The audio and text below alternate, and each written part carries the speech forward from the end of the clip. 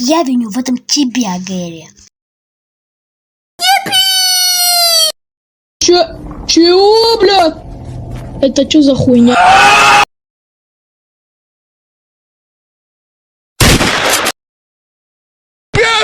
Да я еду на печке по этим глубоким ямам. Я не считаю это нормально. Мы все... Да сколько раз мы делали такие эксперименты, и все норм. Просто штрафуют и будет пипец. Все будет нормально, мы вообще даже не популярные. Мы самая популярная лаборатория в Чикенграде. То есть здесь ты не прав. Понял, по фактам раскидывай. Да у нас есть оружие, все будет кайф. У него вообще дробаш есть. Это как-то мне нехорошо. И ответственно будет... Сердце!